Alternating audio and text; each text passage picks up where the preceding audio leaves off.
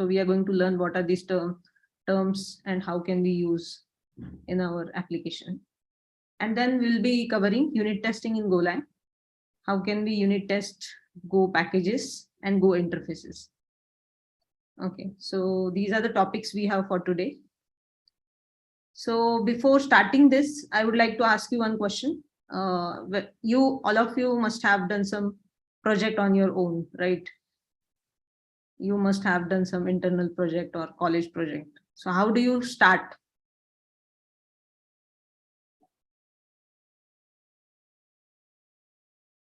Can someone briefly tell me like what process you follow? Like followed, I would say rather, till now, what processes have you followed whenever you start new projects or something? You can unmute and answer.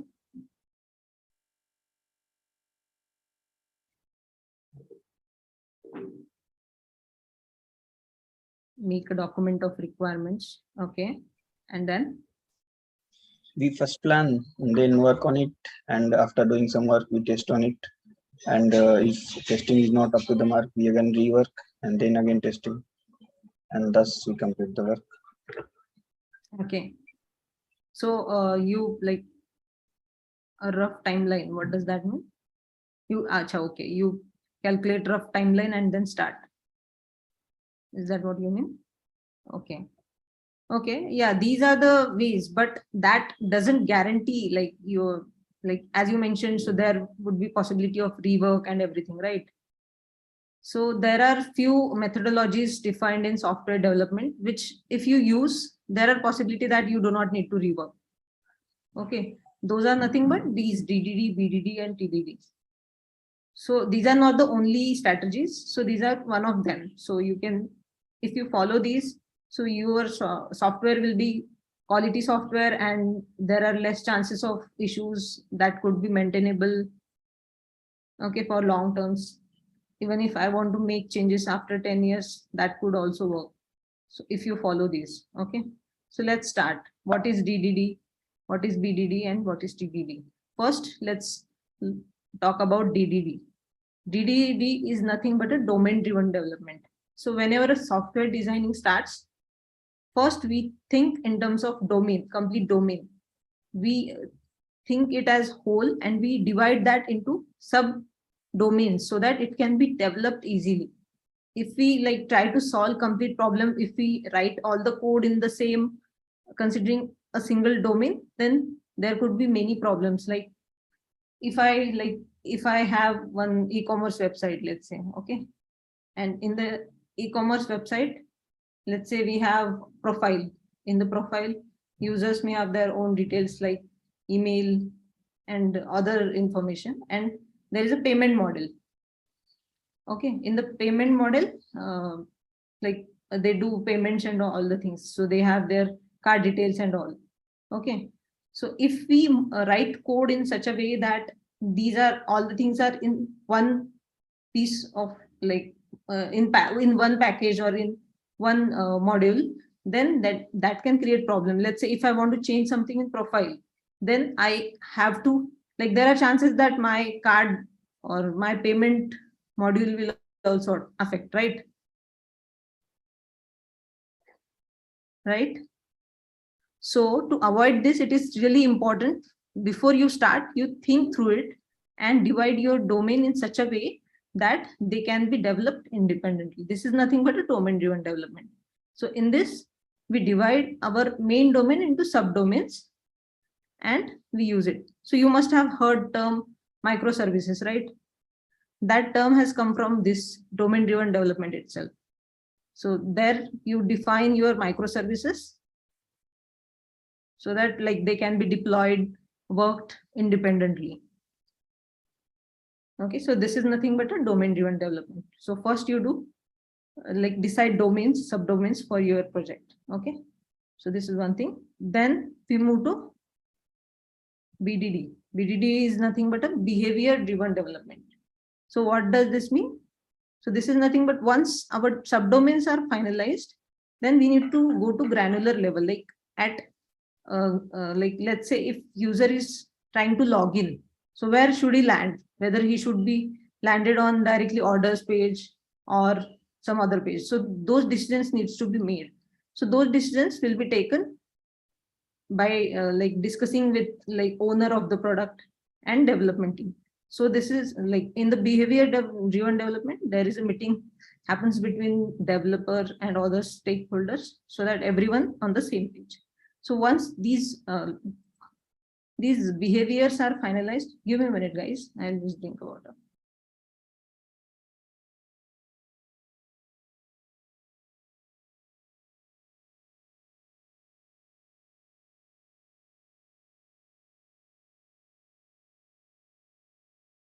Okay, so in the behavior driven development, so once like we define behaviors in different cases, in that case what happens is first we formalize, like in this process three people are involved mostly. One is business person who is responsible for the end user experience, and other is developer, and one more person is QA.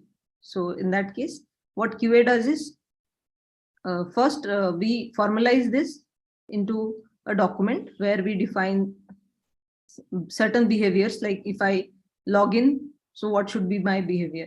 So this is designed in the form of some stories or epics.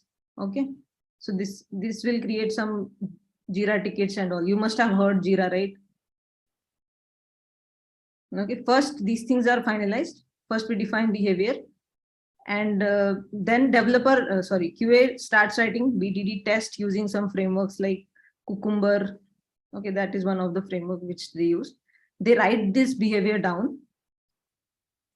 Okay, so they have this in the form of, let's say if we given this scenario, then what should happen likewise. So this is plain English, they write it so that everyone is on the same page, so there is no confusion, there is no chances of rework.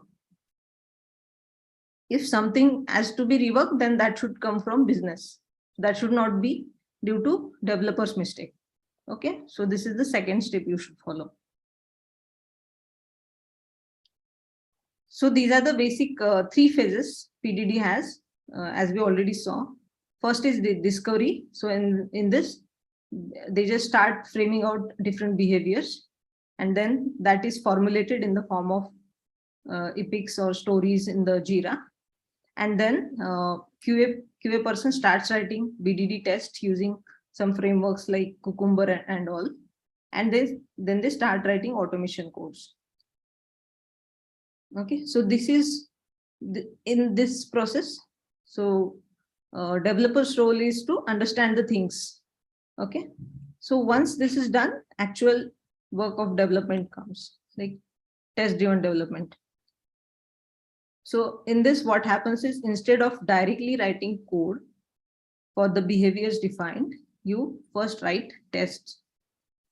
Okay, if we write tests first, then we don't have any code right till now, so our test will fail. Okay, then we write code to make the test pass. Okay, and then we again rerun the test, and test cases will pass this time, and then we make some changes in the code, like let's say we didn't handle zero condition or null condition, so those conditions we handle in the refactoring, and again we write test. So this cycle goes on. So this is nothing but a TDD.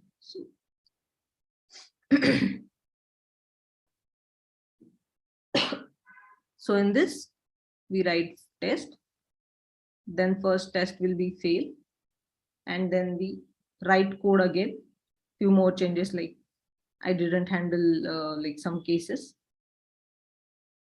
Okay, this is refactoring, and then again we write few more tests. So this is the TDD. This is clear to you? Is this clear to you all?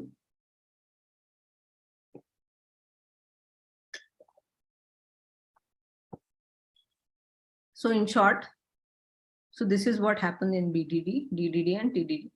First, we design our complex system into smaller parts, which we call it as subdomains.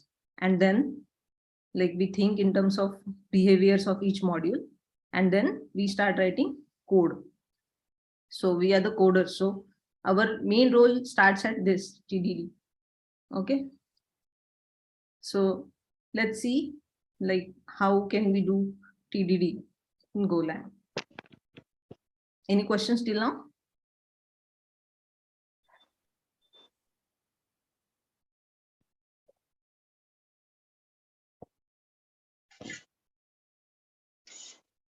So in TDD, mostly we write unit tests. So let's understand what are the unit tests. Have you guys heard of unit tests earlier? Yes. What does that mean? Can anyone explain? Like tell.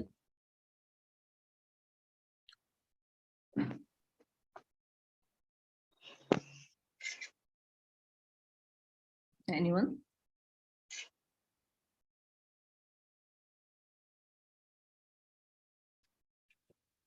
Testing a unit method of code. That's correct. Yes. So let's see a definition of unit test. Unit tests are nothing but an automated test written and run by software developer to ensure that section of an application, which is also known as unit, meets its design and behaves as intended. So that means it whatever design and behavior which we have defined in BDD, those are meeting. So this is what unit testing is. So unit could be anything like functions, packages, classes. Okay. So in Golang, basic units are the functions which are written in the package. So before writing unit test, why do we need unit test? So some of you guys have already mentioned that you know unit test. So why do we need unit test? Can someone answer?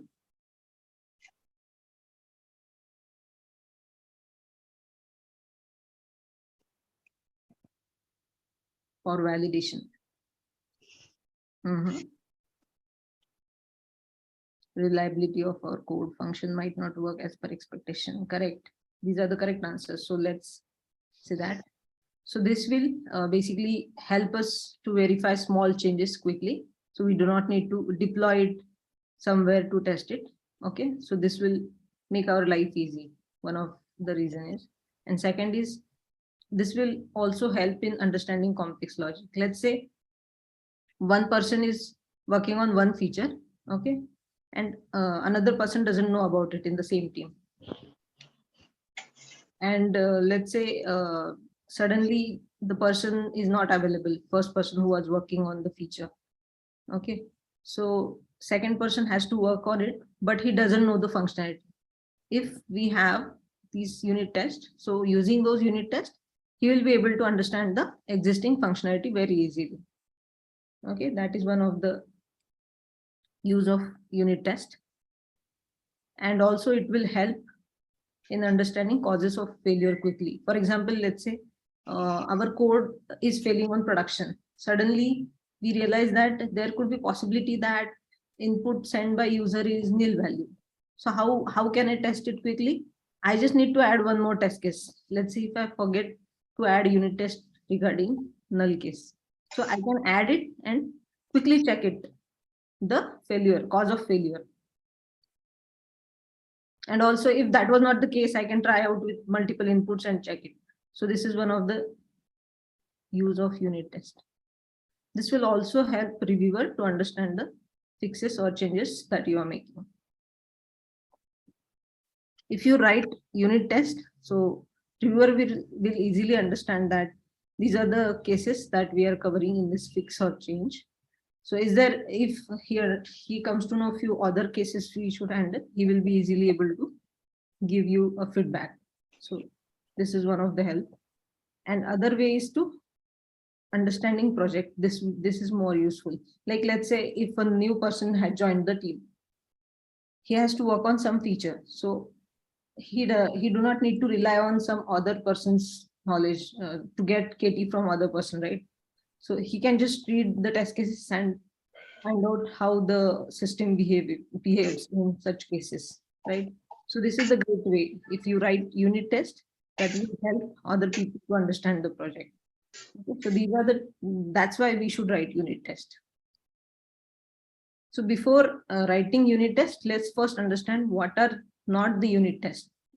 So like how to identify whether the code written for test for unit test or not. So the test is not a unit test if it has database call. Let's say you have written a test case which is talking to database, reading some value from database and writing into database. So that doesn't mean you are doing unit test. That is some other kind of testing. Okay. If you're calling some APIs, third-party APIs, let's say you have payment gateway. So you're calling actual payment gateway. So if you're doing that in your test, that means these are not unit tests. So that is integration test or some other kind of test. Okay. So your unit test should not do this. And if you're trying to touch some file system, that is IO operations you are doing from unit test. So that means you're not doing unit test. So always remember that whenever you're doing this unit test, you should not talk to the database. You should have some mock layer. We will learn about it in the further discussions. And you should not communicate across the networks. Like you should not call actual APIs. You should mock them. And also you should not touch any file system. Okay.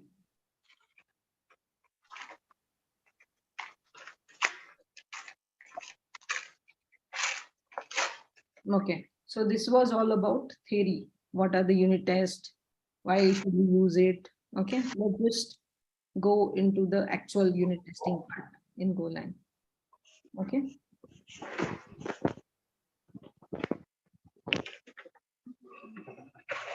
Okay, let's write a program. Let's just write it. The goal of ours is to learn writing unit tests. So we are just going to write simple code here. So let's create one file. Let's say, let's do some arithmetic operation. So we are going to follow TDD here.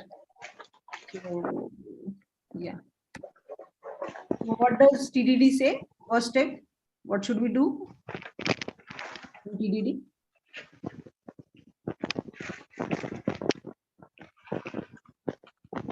We should write test, right?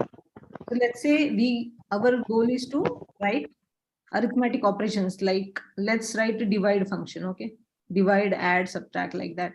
So first we are going to write a test file. So in Golang, so inside a package, for each file you can create a file with name, file name underscore test. So I will create one file for test. So we want to write arithmetic.go. For this we'll write arithmetic, or you can just package name dot underscore test dot go. You can also write that.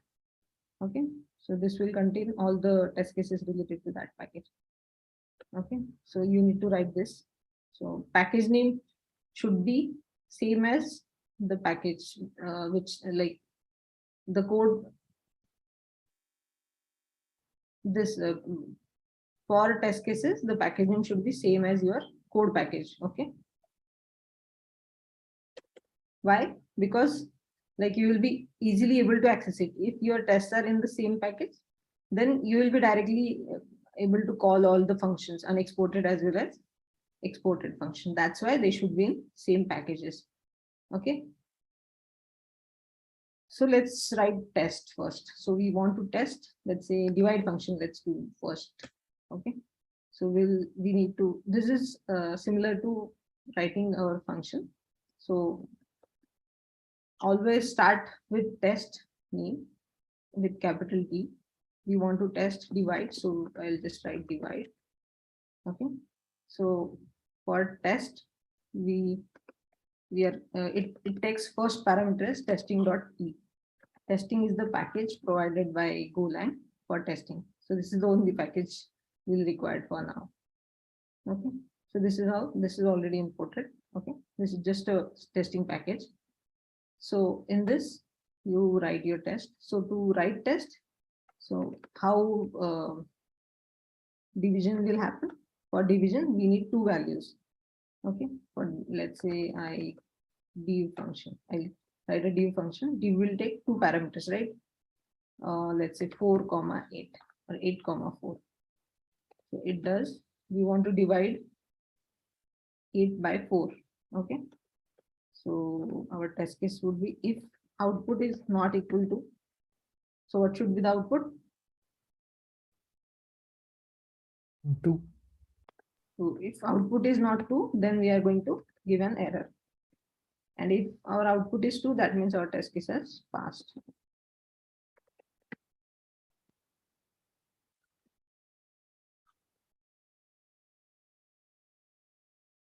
Okay. So we'll just do it. But if we try to run this, this will fail because this div is not defined, undefined here. Now what we'll do, we'll write this function. So we know the behavior now. We want this division. If I pass 8 value to this division function, 8 and 4, then it should output as 2. So I will write the basic code now. So what I'll do is function div x, let's use float 64. Float 64 by, oh, is my screen visible to you guys or font is less?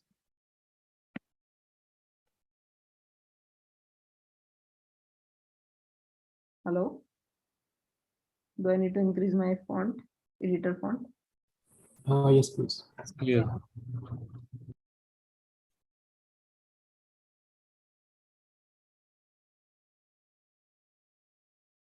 Where is that option?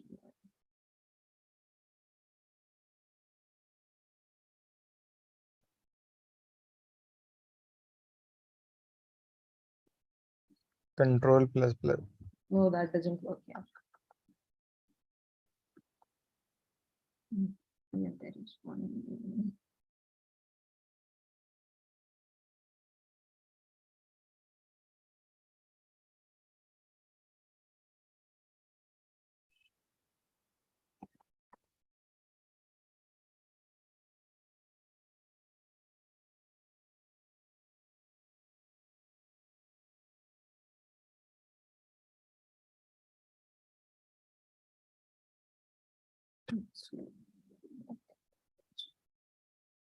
Okay, let me try one What's different. size in that only? It will increase. Sorry, what did you say? Can you In repeat? in the preferences, you can search font, Font, okay. not the system preferences, Golang preferences. Got it, got it.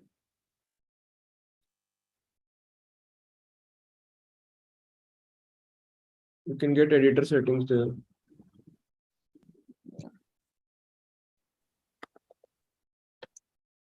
Is this clear now? Is this visible to you guys? Okay. Yes, it's visible. Okay. Okay, this function will just return x by y. So we need to return it. Float 64. Okay. Let's run this. So now this will not give compile error. So to run this, so I'm using this editor way, but there is one more way, like you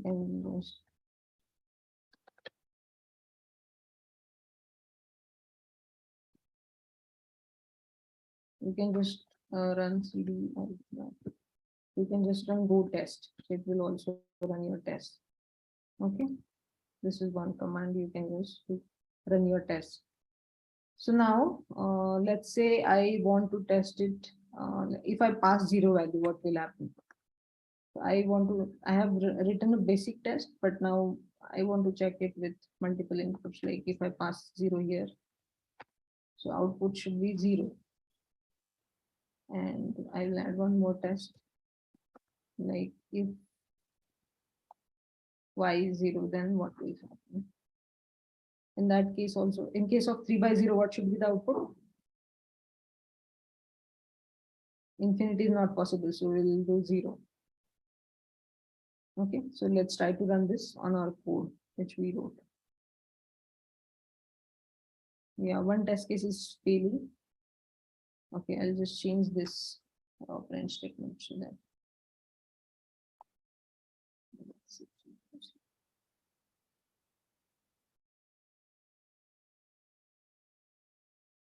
3 by 0 means this case is failing.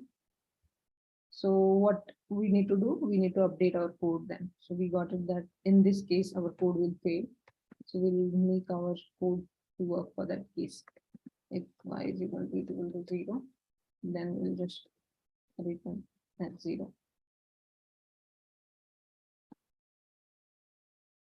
Okay. So now let's run this. Okay, this worked. So like this, you can write test for your code.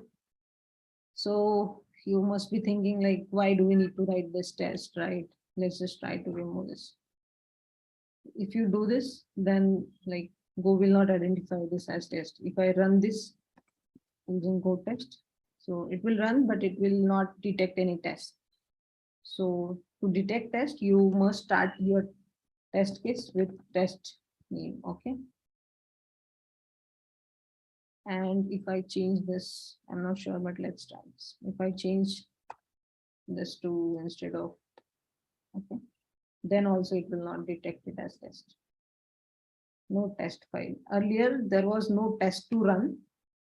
Test function was not there, but now we have changed this file name without underscore test. So it says there is no test file. So test files are detected using underscore test, and test functions are detected using test prefix. Okay. So whenever you write test, you should use this prefix always.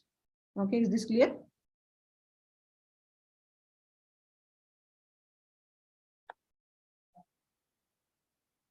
Okay. Okay, but if you see this, so this is like too many duplications we have in our code. So we are calling this multiple times. This is not readable, right? We don't know the first test case is completing here and we are starting second test case. Right.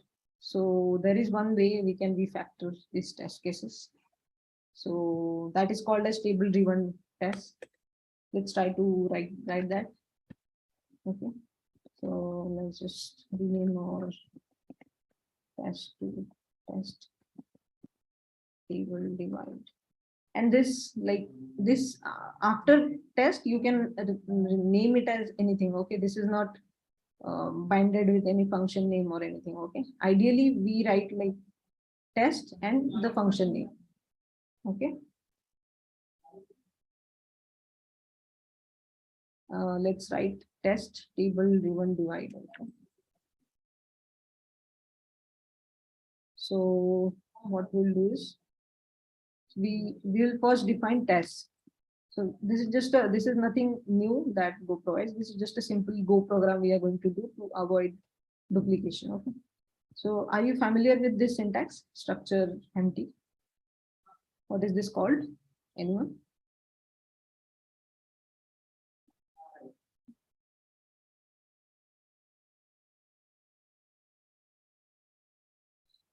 Okay, this is called anonymous struct. This is slice, that's correct. But this is slice of structure. Slice of anonymous structure. So you must have seen type named structures, right? Type name struct. Okay, something like this. But like we are not going to reuse it everywhere. So we are avoiding to create named one. So we are using this anonymous structure. So here, what we'll do, we'll define one array of structure. The definition of structure would be like, let's just write like what we are going to test.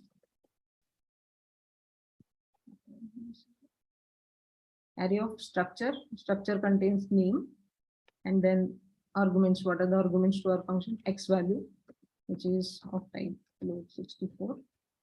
Y is of type float 64, and our result is of type also float 64. So we'll define the structure, and in this we can define our test, right? So in this we can directly add let's say divide 4 by 8. So in this case, X will be 4, Y will be 8, and output should be, what should be the output? 0.5. So we can define this one test is done, and we can write one more test in the same. So divide 8 by 4.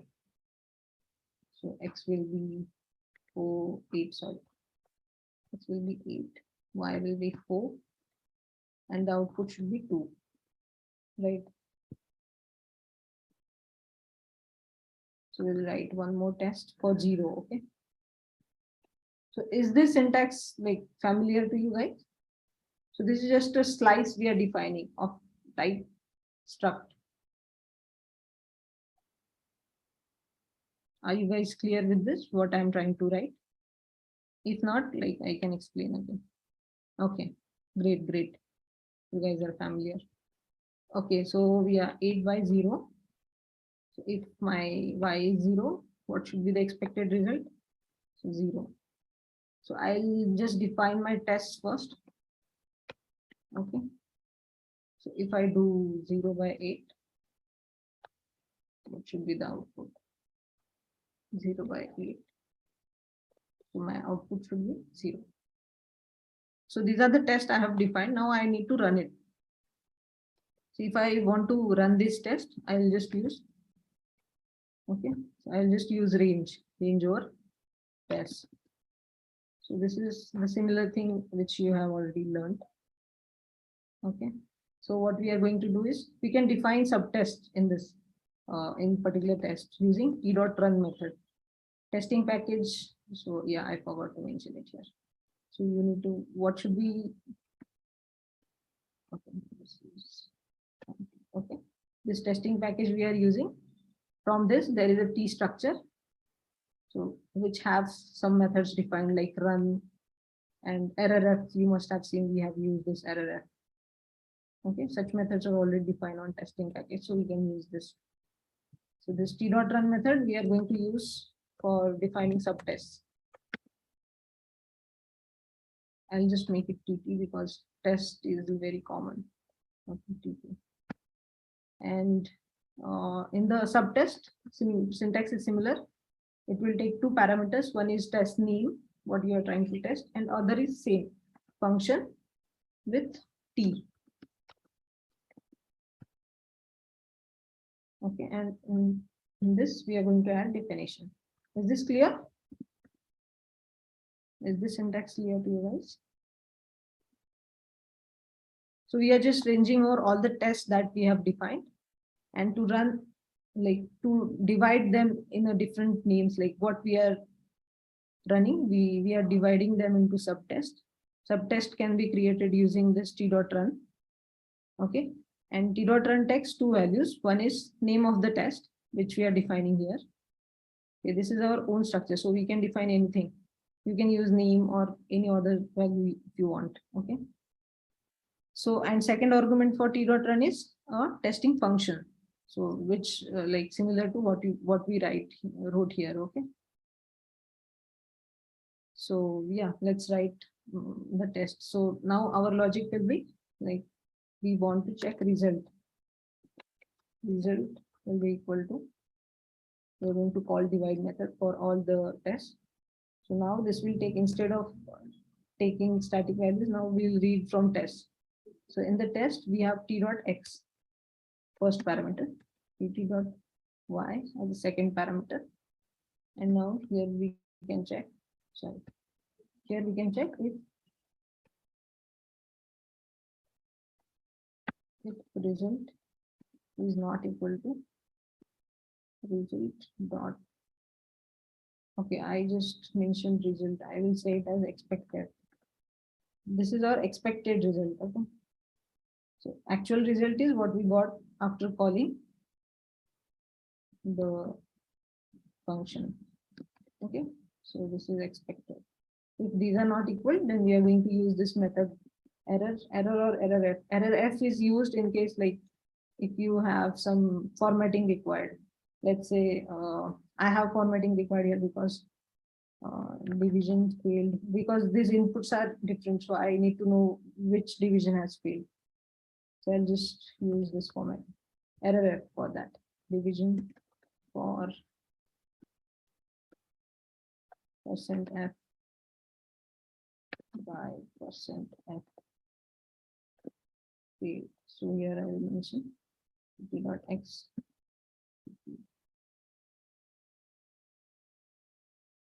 dot y, and here also you can mention what percent expected percent. So what we were expecting, what we got is result, and what we were expecting is pp.expected. Okay, so this way we have like optimized our code, so we do not need to write each and every test case, like we do not need to duplicate this case, so where we are writing p.error. So this is generic syntax. This will make this code consistent as well. So let's run this. Let's run it here. So this is passing. Let's try with failing scenario. Okay. So if you want to check like what are all tests are running, whether like I have written some new test cases, whether they are being covered or not. So you can use this go test minus v verbose mode. You can run this. So it will show what all test case it has run. So if you see, first we had this simple function divide. This test case was passed. Then it ran this test driven test table driven divide, which has subtest. These are the subtests. And for these subtest results are like, this is also passed, this is passed, this is passed. Okay. So let's just change. Let's say we define some expected output as invalid. So let's see what it does. Okay, so it will say 8/4 is failed. So yeah, if you see this here, division for 8/0 failed, got 2, expected 3. The result, actual result that we got was 2, but we are expecting 3. So we will come to know this quickly that our expectation is wrong. So we can change this, or if you find the code is wrong, then we can change that as well. Okay, is this clear? Any questions? Okay, a test case can be failed out. Can you explain this? I didn't. A test case can be failed output also, right? Can be failed output. Yes, can you please explain what are you trying to ask? Like error can be expected value also. What do you mean that? Okay, okay, got it. So for this example, do you mean that we are just expecting this output? There could be possibility of error. Okay, that we can also do. Like, let's say, let's add that key. In this case, we are expecting one error. Okay, so we'll define whether we want error or not. Okay, so we can define one Boolean value whether we want error for this case or not. Okay. So let's say in this case, 8/0, we are expecting error. So for other case, by default, it will be for other cases, this is false.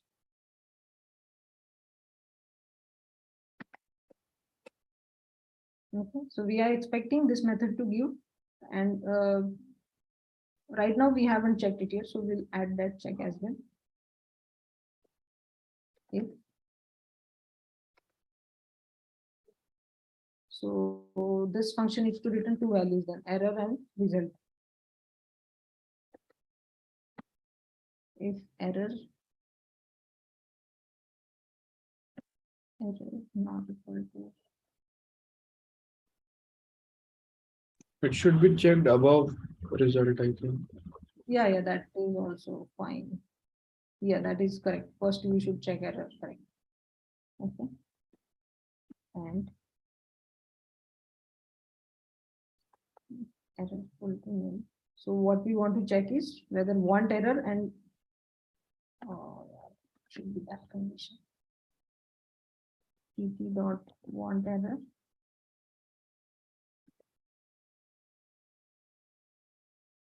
If we get some error and want error is if error is not okay, we can do this, or vice versa. If error is nil and pt.want error. So we are getting error as nil, but we are expecting that error should be true. In that case, we are going to print some error. So we can use error.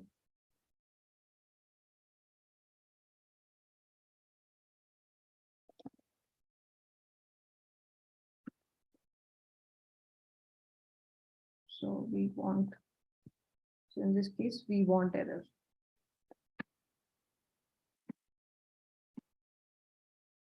No, okay. So right now this will fail because our code doesn't support that yet. So we will update our code.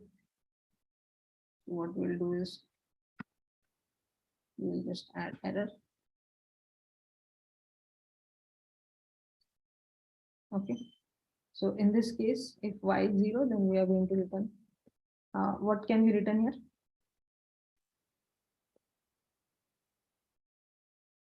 Error dot.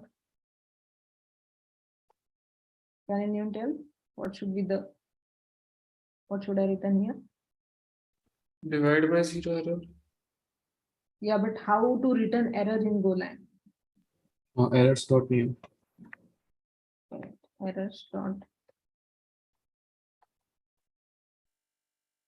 Error dot new.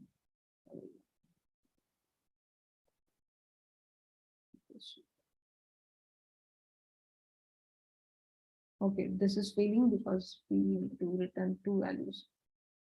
Divide by 0 not allowed.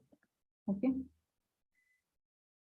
So this is one way. So here we need to return nil in the success case.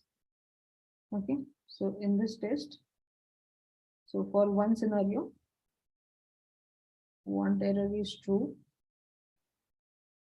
Let's try to run this. Is this correct case which I wrote?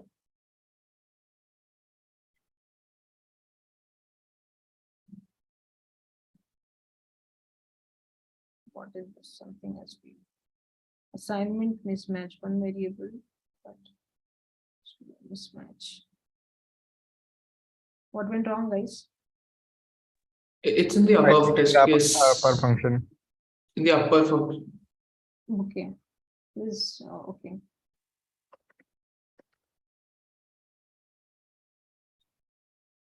Let's just comment it for now.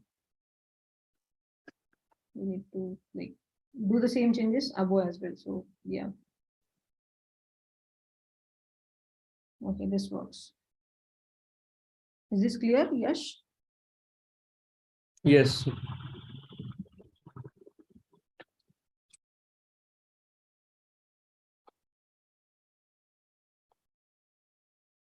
Okay. So let's just remove this one test case. Okay.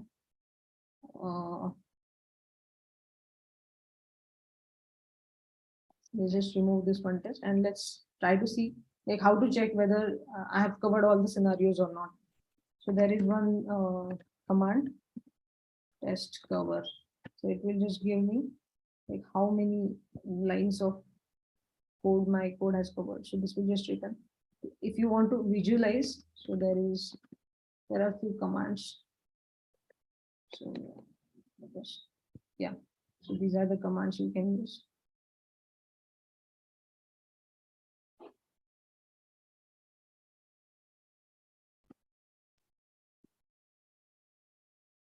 So this will just generate cover.out.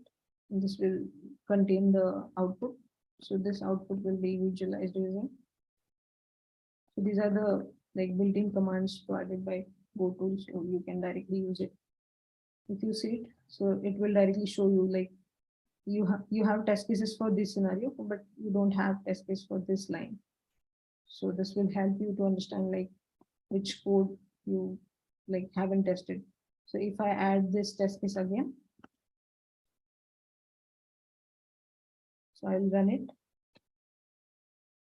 Okay. So this dot slash dot will run all the tests like nested. If let's say I have some nested packaging, let's say I am at the root of the folder and there are some packages inside it. Okay. So if you want to test all of those, so we can use this dot. So So in this case, we just have flat structure. So we do not have any folder. So we can just use go test as well. So this will also work. So now we have coverage of 100%. If we want to visualize it, go to cover. See this. So this file is completely covered. So these things are not tracked. Actual basic like business logic is covered. So that's why it shows 100%. Is this clear? So these commands I have already kept in the slides, so you can get it after the session. So till now, clear? Or any questions you guys have? How did you remove the last, like, how did you add this in the coverage, like this line? So The return. here I had removed this test case, right? So if I remove this test case and I had code for this condition, right? So there was no test case which was like passing this y as 0. Okay. So then Okay, yeah, right. So that's why it covered that line then. Okay, sure. Thank you. Okay.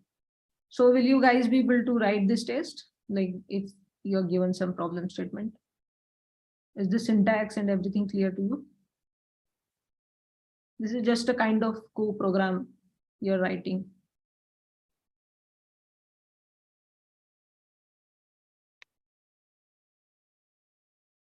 Can you let Chandu in? Okay.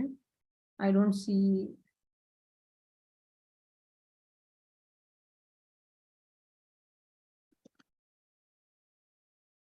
Is he got in? Chandu? Jeet? You are asking no. Okay, I don't see his request.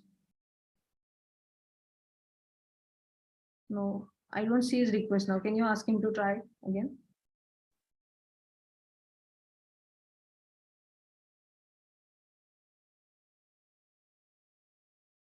Okay, yeah, we can. Yeah, you can ask him. So I'll check. Rohini, can you please check?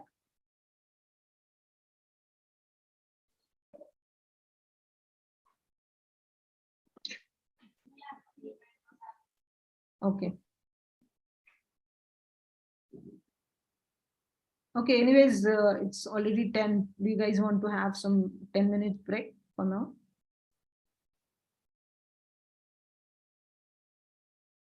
Yeah.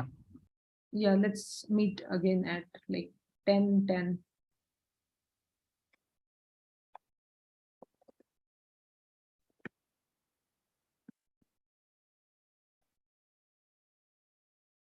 Minutes break actually.